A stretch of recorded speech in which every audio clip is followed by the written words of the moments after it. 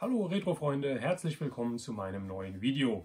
In diesem Video möchte ich euch heute einmal vorstellen, was ich jetzt wirklich in den letzten 3 Tagen an Retro, an Action-Toys bekommen habe. Es ist jede Menge geiler Stuff dabei, hoffe ich zumindest, weil ich habe das eine Paket extra noch nicht ausgepackt, das möchte ich mit euch zusammen machen. Also fangen wir an, los geht's! Bevor wir loslegen, falls ihr noch kein Abonnent seid, klickt doch mal hier unten auf mein Kanallogo, abonniert den Kanal und verpasst somit kein Video mehr, was ich in Zukunft noch hochladen werde.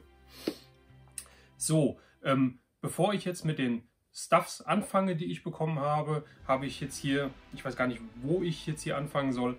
Ich habe in meinem letzten Video, oder meinem vorletzten Action-Toy-Video, hatte ich ja den Big Jim Indianer vorgestellt, habe gesagt, ich habe den über eBay Kleinanzeigen bekommen, habe dann die kleine Geschichte dazu erzählt, dass die nette Dame mir den zugeschickt hatte, obwohl halt quasi etwas gefehlt hat. Und was soll ich sagen, ich habe jetzt vor kurzem erst auf einmal kurz nach dem Video einen Brief bekommen. Da war ein kleiner Zettel drin und da stand drauf, beim Aufräumen entdeckt, viele Grüße. Und dann habe ich tatsächlich diesen fehlenden Schuh, diesen fehlenden Mokassin bekommen. Haben sie mir einfach so noch hinterher geschickt, den haben sie anscheinend irgendwo in der Kiste oder in der Schublade gefunden. Die Figur ist somit jetzt komplett. Vielen Dank unbekannterweise nochmal. Leider habe ich jetzt auch, es war kein Absender drauf und leider habe ich jetzt auch die Adresse nicht mehr. Wenn jemand von euch das Video sieht, vielen lieben Dank dafür. Der Schuh ist da und ist heile angekommen. Die Figur ist jetzt komplett. Im gleichen Video hatte ich einen Aufruf gemacht, und zwar habe ich diese Figur mir ja zugelegt, den Thunderstick von Marshall Bravestar, und ich habe gesagt, der ist in einem Top-Zustand, Mantel nicht verschimmelt und so weiter, aber wie man hier sieht, es fehlt der Hut. Was soll ich sagen? Nachdem ich gefragt habe, hat jemand einen Hut, kennt jemanden, der einen Hut hat, bin ich angeschrieben worden von dem guten Kolja. Kolja, viele Grüße an dich. Er hat gesagt, hier Frank, ich habe dein Video gesehen, ich habe einen Hut für dich. Schreib mich doch mal auf Facebook an, per Messenger. Ja, gesagt, getan. Ich habe den Kolja angeschrieben, habe nett mit ihm hin und her geschrieben. Er sagte halt, hier, ich habe den Thunderstick auch zu Hause, aber wie du schon in einem Video gesagt hast, der Mantel ist komplett verschimmelt. Ist leider bei den Figuren zu 90% der Fall, leider Gottes. Ja. Und er sagt, ich brauche den Mantel nicht zwingend, ich brauche den Hut nicht zwingend, die Figur möchte ich mir behalten, aber die steht auch nicht bei mir, die liegt in der Kiste oder in der Schublade. Ja. Möchte sie nur nicht hergeben, aber den Hut braucht er nicht. Und was soll ich sagen, wir sind uns einig geworden, ja, ganz unkompliziert. Hier ist der Thunderstick-Hut, der kam jetzt auch die Tage an. Und somit ist mein Thunderstick komplett. Ja, und ich habe jetzt den kompletten Thunderstick mit Hut, mit tollem Mantel. Vielen Dank, Kolja. Vielen lieben Dank. Ich finde diese Community so geil. Es macht so Spaß mit euch. Es macht Spaß, Videos zu drehen. Es macht Spaß, mit euch zu interagieren. Mega vielen Dank. Und zu guter Letzt habe ich bei einem Gewinnspiel mitgemacht. Beim Gewinnspiel auf der Facebook Moto Bros Gruppe. Ja, da hat der Peter Petendo was verlost. Schöne Grüße an dich. Und wie gesagt, ich habe mitgemacht und habe es dann auch gar nicht mehr verfolgt. Und auf einmal habe ich dann von ihm eine Facebook Messenger Mail bekommen oder Nachricht bekommen von wegen, hier, ich brauche deine Adresse, damit ich dir den Gewinn zuschicken kann. Ich sagte, was, wo, wie? Habe dann kurz geguckt und ja, ich habe gewonnen. Und ich habe gewonnen eine WWF Hasbro-Figur, und zwar den Smash vom Demolition Tag Team. Ich muss euch jetzt sagen, es ist meine erste Wrestling-Figur überhaupt. Es ist somit auch meine erste Hasbro-Figur von WWF. Einige werden es wissen, vor allem der Mate. Mate, Grüße an dich. Übrigens auch ein geiler Kanal, The Ultimate Player. Ja, checkt den mal aus hier auf YouTube. Er macht sehr geile Videos, er macht zu meinem Leidwesen und zu meinem Schmerzen im Herz, er macht Unboxing-Videos von diesen Figuren, das heißt, er boxt wirklich die WWF Hasbro-Figuren aus den 90ern, unboxt diese, ja, präsentiert die, macht mega Spaß, ihm zuzugucken. Genauso gut hat er ein Faible für die Masters of the Universe, auch für die Origins und so weiter. Checkt den Kanal mal aus. Ja, und mit ihm frotzel ich mich immer so ein bisschen von wegen OVP-Sammler gegen Auspacker und so weiter halt. Ja, macht echt Spaß. Und ja, wie gesagt, die Figur habe ich bekommen. Es ist meine erste Wrestling-Figur. Die bekommt einen Ehrenplatz, ja. Vielen Dank nochmal an das Gewinnspiel, vielen Dank an den Petendo, vielen Dank an die Motobros-Gruppe, geile Community. Und was ich noch dazu bekommen habe, er hat mir noch von sich einen Sticker beigelegt. Der bekommt auch hier einen schönen Platz bei mir in meiner Man Cave. Ja, den Petendo-Sticker, finde ich mega geil mit dem Laserlight Skeletor. Und, was mich auch sehr gefreut hat, einen originalen Mattel-Sticker von den Origins. Finde ich richtig klasse. Vielen lieben Dank. So, dann fangen wir an. Weil wir eben gerade den Sanderstick von Bravestar hatten, fangen wir damit an. Und zwar war ich mal wieder bei Seatoys, Christian. Wie immer, viele, viele Grüße. Haben mir wieder was abgeholt. Und zwar fangen wir genauso an wie in dem letzten Video auch. Ich habe hier ein Stück Carium. Das heißt, ich habe mir auch wieder was von Bravestar abgeholt bei ihm.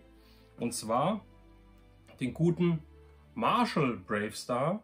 Habe ich jetzt endlich mich als Bravestar-Fan, als der Bravestar im Kanallogo drin hat, eigentlich unverständlich, aber ich habe noch keinen Bravestar komplett gehabt, keinen Marshall Bravestar.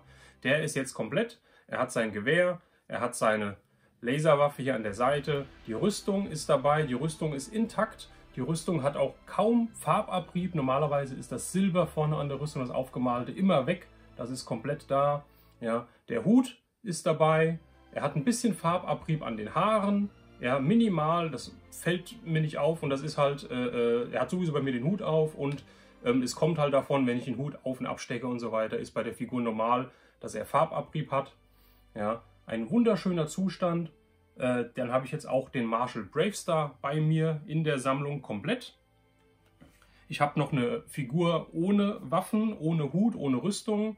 Die habe ich mal auf dem Flohmarkt gefunden für 3 Euro, glaube ich. Vielleicht wandert die jetzt in die Tauschkiste. Muss ich mal gucken. Ja. Dann die nächste Sache, die ich gefunden habe, in seinem Shop und sofort halt auf Bestellen geklickt und dann abgeholt habe. Was mich sehr, sehr gefreut hat, ist eine Masters of the Universe Vintage. Ein Spielset, ein Playset. Und zwar habe ich hier die Slime Pit. Ja. Ich finde Slime Pit ein mega Teil. Ich habe es früher nicht gehabt. Es ist relativ, ich sag mal, es ist ja relativ einfach, ja, aber es ist ein mega tolles Teil. Ich finde es vom Design her so klasse, ja, mit diesem Drachenkopf oben drauf, ja, ich kann den Kopf einmal hier hoch und runter schieben, ja, dann sieht man das Maul sich auch ein bisschen bewegen und ich kann hier den Deckel quasi abmachen. Schütte hier den Schleim rein, der jetzt nicht mehr dabei ist. Ja, dann läuft der Schleim hier runter und läuft hier runter in dieses Auffangbecken rein, wo ich hier diese Kralle habe, die ich hinten nochmal quasi hoch und runter nehmen kann. Hier kann ich eine Figur reinsetzen, die ist dann gefangen da drin und dann läuft der Schleim über die Figur. Finde ich mega klasse, das Teil. Ja, es freut mich wahnsinnig, das jetzt in der Sammlung zu haben. Ja, das Jahr, ich habe schon mal drauf geguckt, wie war es? Mexiko 1985. Mexiko 1985. Und da ist jetzt meine Frage an euch, Leute, wie ich es beim Christian abgeholt habe. Wir waren uns beide jetzt nicht hundertprozentig sicher. Ich habe gesagt, soweit ich weiß, gab es dieses Playset nicht in Deutschland damals. Beziehungsweise es gab es vielleicht kurzfristig und ist dann von Mattel wieder zurückgerufen worden vom Markt. Schreibt es mal in die Kommentare, wenn ihr es wisst. Es interessiert mich. Ja, gab es das in Deutschland so zu kaufen? Gab es das nicht in Deutschland zu kaufen? Ich meine, es gab es nicht. Oder wie gesagt, nur sehr kurz. Auf jeden Fall, ich habe es jetzt in der Sammlung. Ich finde es mega klasse. Ich freue mich wahnsinnig darüber. Und vielen Dank nochmal an Seatoys. Vielen Dank, Christian. So, jetzt kommen wir zu einem eBay Kleinanzeigenfund. Und zwar habe ich auf eBay Kleinanzeigen eine Actionfigur, ein Action-Toy gefunden. habe diese Person angeschrieben, habe gesagt, hier, ich habe Interesse daran. Es war ein VB-Preis angegeben, also es war nur VB angegeben, kein Preis. Habe gesagt, hier würde ich gerne haben.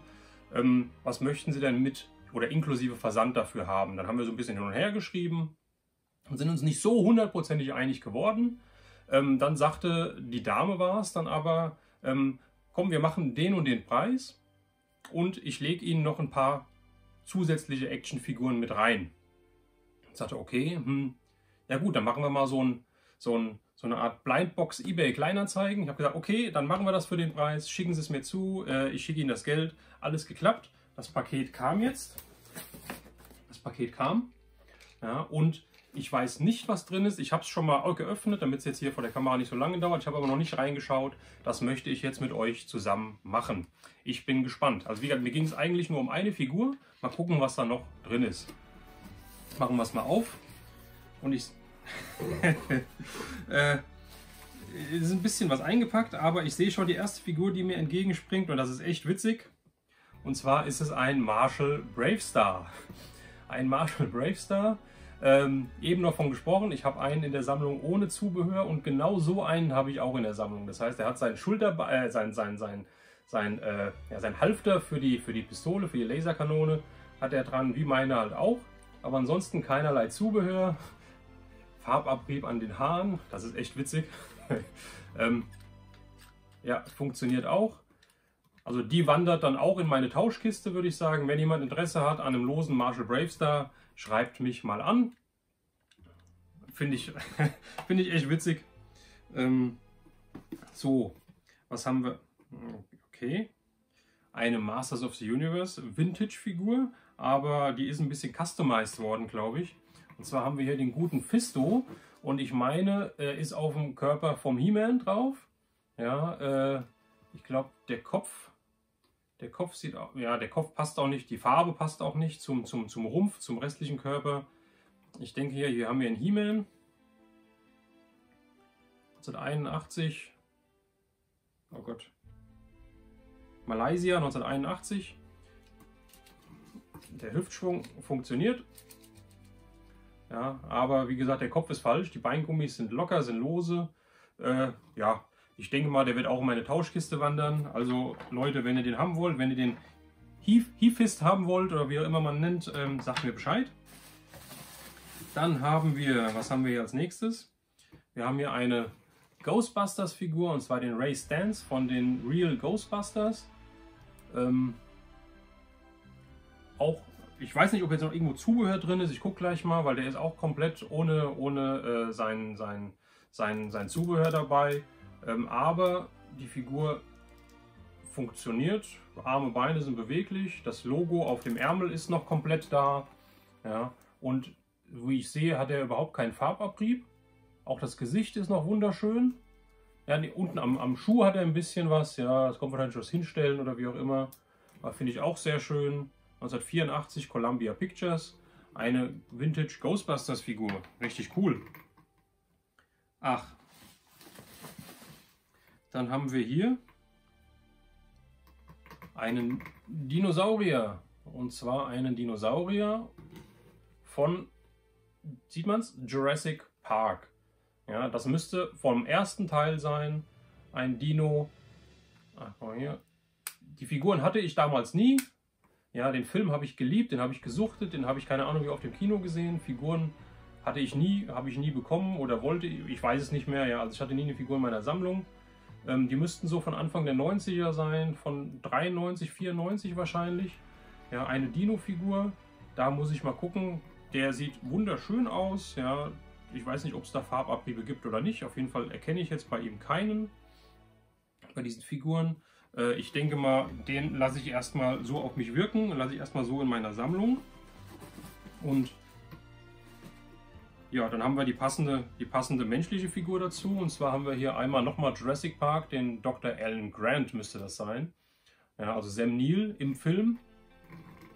Hier auch, weiß gar nicht, der Hut scheint, ja, der Hut ist fest anscheinend an der Figur dran. Wie gesagt, ich hatte die Figuren damals nicht, kann also nicht so viel dazu sagen. Ich meine, die sind von Kenner, wie die Original Vintage Star Wars Figuren auch. Und 93, jawohl, der ist von 93. Ganz wenig Farbabrieb am Gürtel sehe ich hier, Schuhe einwandfrei. Ja, Dr. Alan Grant. Was haben wir hier? Da bin ich jetzt ein bisschen überfragt. Das sieht mir aus wie Peter Pan. Könnte aus dem Captain Hook oder aus dem Hook-Film mit Robin Williams aus den 90ern sein. Bin mir nicht hundertprozentig sicher. Schreibt es doch mal in die Kommentare, wenn ihr es wisst, ob das aus dem Film Hook ist. Ja, diese Figur, wie gesagt, es könnte Peter Pan sein. Ich glaube nicht, dass es Robin Hood ist. 1991 TriStar Pictures. Also ich gehe davon aus, es ist aus dem Film Hook mit Robin Williams und Dustin Hoffman. Aber wie gesagt, zur Bestätigung, schreibt es doch mal in die Kommentare. Dann, was haben wir hier? Hier haben wir eine Box, eine Kiste, ja, eine Kunststoffkiste, Colorado St. Louis Company, da ist irgendwas drin. Da sind, oh Gott, sieht man das nicht, ohne dass sie ausfallen. Nehmen Sie mal in die Hand, da sind kleine Kügelchen drin. Ja, also es sieht aus wie Kanonenkugeln und ich könnte mir vorstellen, dass diese Kiste hier zu Playmobil gehört. Ich glaube nicht, dass die jetzt zu Jurassic Park oder sowas gehört. Ich denke mal, das ist Playmobil. Ja, vielleicht von der Postkutsche oder was auch immer. Ja. Gucken wir mal. So, dann haben wir hier als nächstes, aha, hier haben wir eine Masters of the Universe Figur und zwar eine New Adventure Figur. Wir haben den He-Man. He-Man, der sagt mir irgendwie so gar nicht zu, ja, von den New Adventures. Die habe ich damals nicht gesammelt. Ich war damals tierisch enttäuscht, wie meine Masters, meine geliebten Masters eingestellt wurden und stattdessen halt diese Hämpflinge hier rauskamen. Mittlerweile habe ich so ein bisschen Nostalgie auch für die entwickelt. Ja, es ist auch wieder ein Zeugnis seiner Zeit, ja, Ende der 80er Jahre. Aber auch hier ohne Zubehör. Den habe ich noch nicht. Ich denke mal, der wandert erstmal in meine Sammlung. Mal schauen. Dann haben wir hier noch eine New Adventure Figur. Auch wiederum dasselbe, kein Zubehör. Ich meine, das ist Ikarius. Ja, ist das Ikarius? Schreibt es mal in die Kommentare, wenn ihr es wisst. Ich meine ja. Beingummis bin ich mir gar nicht so sicher, oder Beine bin ich mir gar nicht so sicher. Die sind ganz schön locker. Ob das bei den Figuren normal ist, auch da gerne mal Feedback von euch. Ja, auch hier keinerlei Zubehör. Ja, mit irgendwas im Auge. Ach, hey. So, und dann haben wir hier 3 Figuren. Oh Gott, sind die klein. Das wusste ich gar nicht mehr. Die Toyline habe ich leider auch nicht gehabt, beziehungsweise ich habe nur ein Fahrzeug gehabt damals. Ich habe hier 3 Mask-Figuren. Sehr klein, habe ich gar nicht mehr so in Erinnerung. Jetzt, wenn man sie so in der Hand hat nach all den Jahren, ja, Wahnsinn. Ja, 3 Figuren der Spielzeugserie Mask. Namen sagen mir jetzt auch nichts. Ja, ich kenne den Matt Tracker, ich kenne den Gott, und da hört es schon auf. Um Gottes Willen. Ja, ich hatte, glaube ich, den Brad Turner ist das. Und ich glaube, ich hatte das Fahrzeug Condor. Also diesen grünen Helikopter, beziehungsweise das grüne Motorrad, was ich halt in den Helikopter verwandeln kann. Und da war diese gelbe Figur dabei. Es war aber nicht der hier, das weiß ich. Es war nicht der hier. Ja, also auch die 3 sagen mir nichts. Wer das jetzt genau ist, auch da schreibt es mal gerne in die Kommentare, wenn ihr wisst, wer das ist. Ja, wie gesagt, Mask fehlt mir aktuell auch noch komplett in der Sammlung. Von daher lasse ich die wohl auch erstmal da. Masken sind keine dabei, gehe ich zumindest von aus. Masken ist ja auch bei denen, weiß ich, aus verschiedenen Foren immer so, dass diese Gummimasken mittlerweile zu 99% ausgetrocknet sind. Die sind porös, die sind hart, das heißt, die brechen, wenn man sie nur anguckt. Ja, von daher kann ich mir auch nicht vorstellen, dass hier welche dabei sind. Ja, hier ein weiterer Dinosaurier aus Jurassic Park. Ja, auch das müsste aus dem ersten Teil sein. Ich meine, das ist dieser kleine Dino, der das Ganze halt mehr oder weniger ins Rollen gebracht hat. Ja, der den Dennis Nedry, der halt die Dinosaurier quasi stehlen wollte, ja, und verkaufen wollte. Dann bei Blitz, Gewitter und Donner und so weiter halt angesprüht hat, sodass er halt das Zeug fallen lassen hat. Und ja, Das müsste dieser Dinosaurier sein. Hier steht jetzt JP02 drauf. Ich weiß nicht, ob das jetzt die zweite Serie ist oder ob das, was das für eine Bewandtnis hat. Wie gesagt, ich hatte die Figuren damals nie, aber der wandert auch, glaube ich, erst einmal so in meine Sammlung. Finde ich schön. So, dann, ach, hier ist nochmal eine Mask-Figur. Ja, ich glaube, das war es von Mask. Nochmal eine weitere Figur von Mask, also sind es insgesamt dann halt 4 Stück. 4 Mask-Figuren. Dann haben wir hier, was ist das? Ach, ja, hier hinten steht es drauf, 1991. Ein American Gladiators. Ja, auch etwas, was komplett an mir vorbeigegangen ist, was ich früher nicht gesehen habe. Was mich auch nicht sonderlich interessiert hat, ja, aber die Figur sieht witzig aus. Er steht jetzt vorne, ich weiß gar nicht, der hat jetzt hier Laser draufstehen. Keine Ahnung, ob das sein Künstlername da war, wie auch immer. Ja, ist jetzt nicht so meins. Also wie gesagt, der ist, glaube ich, zum Tauschen freigegeben. Wenn jemand Interesse daran hat, schreibt mich mal an. Dann, es neigt sich dem Ende zu, Leute. Hier eine weitere Jurassic Park Figur. Ja, und das hier müsste eigentlich dieser Großwildjäger aus dem ersten Teil sein, glaube ich. Ja, auch leider ohne Zubehör. Den lasse ich auch erstmal so. Jetzt habe ich schon 4 Jurassic Park Figuren. Hoho. Und dann haben wir hier, ach, guckt mal hier, ich hatte ja vorhin diese Figur, wo ich meine, die ist aus dem Film Hook. Und jetzt habe ich wahrscheinlich hier nochmal eine. Und so wie es aussieht, gehe ich von aus, der wird auch aus dem Film sein. Ja, aber wie gesagt, sagt mir mal Bescheid, wenn ihr es besser wisst. Ja, auch Columbia TriStar. Ja, also ich denke mal, die sind schon sehr ähnlich. Ich glaube, die haben auch das gleiche Gesicht, wenn ich das so. Ja, die haben auch das gleiche Gesicht. Ist vielleicht die gleiche Figur in 2 verschiedenen Kostümen, sage ich mal. Ja, ja. Und jetzt glaube ich, das war's. Jetzt kommt es zu der Figur, die ich eigentlich haben wollte, um die es die ganze Zeit ging. Und das ist perfekt zu dem, die Kiste mal weg, perfekt zu dem Marshall Bravestar, den ich ja jetzt hier in der Kiste hatte. Und zwar habe ich hier seinen Kumpan 3030. Ja, um den ging es mir. Ja, leider Gottes, er hat kein Zubehör dabei, bis auf den Sattel. Und der Sattel, das habe ich aber auch auf den Bildern gesehen, der Sattel ist hier gerissen. Ja, ist hier leider defekt, aber das Pferd, oder ja doch, das Pferd ist in einem tollen Zustand, es ist nichts abgebrochen, er hat kaum Farbabrieb, wenn ich das richtig sehe, so wie auch auf den Bildern und so wie ich auch nachgefragt habe, ja, richtig klasse, ja, das bewegt sich alles. 3030 hatte ich noch nicht und allein für dieses Pferd hier werden, Schweinepreise bezahlt, ja.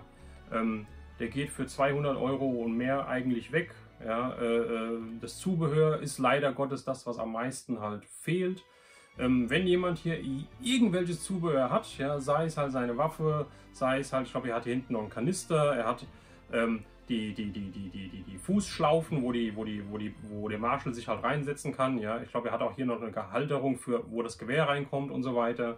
Ja, wenn jemand irgendwas davon hat und es nicht mehr braucht, schreibt es mal in die Kommentare. Auch da, vielleicht können wir irgendwas tauschen, vielleicht nennt er mir einen Preis, den er dafür haben wollt und wir werden uns da einig. Auf jeden Fall, ich wollte den unbedingt halt haben. Ja, ich hatte den 3030 noch nicht und wieder ein weiteres Stück für meine Bravestar-Sammlung. Finde ich Wahnsinn, ich freue mich richtig. Ja, und ja, so langsam nimmt meine Bravestar-Sammlung Formen an. Ja, wie gesagt, ich hatte die Figuren früher ja überhaupt nicht gehabt. Und ja, jetzt kann ich schon ein bisschen was vorweisen. Vielleicht mache ich darüber mal ein separates Video und zeige euch mal, was ich da bis jetzt alles habe. Ja, das waren meine Funde. Das war quasi die Blindbox, die ich über eBay Kleinanzeigen bekommen habe, wo es mir eigentlich nur um die eine Figur ging. Habt ihr sowas auch schon mal gemacht? Schreibt es mal in die Kommentare, interessiert mich. Habt ihr auch schon mal einfach was bestellt und habt irgendwas zusätzlich bekommen oder habt irgendwie ausgemacht, hier, wir packen noch x Sachen mit rein und dann guck mal, was dir davon gefällt und so weiter. Finde ich eigentlich eine coole Sache, hat Spaß gemacht. Ja, und in diesem Sinne würde ich sagen, wir sind durch mit dem Video. Würde mich, wie gesagt, freuen, wenn ihr Kommentare abgebt, wenn ihr das Video liked. Ja, ihr könnt es auch gerne teilen. Ja, Ich freue mich immer, umso mehr Feedback ich bekomme, umso mehr Likes ich bekomme und so weiter, desto besser kann ich einschätzen, wie gefallen euch die Videos. Ja, soll ich damit weitermachen, soll ich vielleicht umschwenken und soll ein anderes Format machen, was auch immer. Wie gesagt, interessiert mich, schreibt es in die Kommentare, lasst es mich wissen. In diesem Sinne, bis zum nächsten Video. Bleibt gesund, meine Freunde. Euer Retro Raune.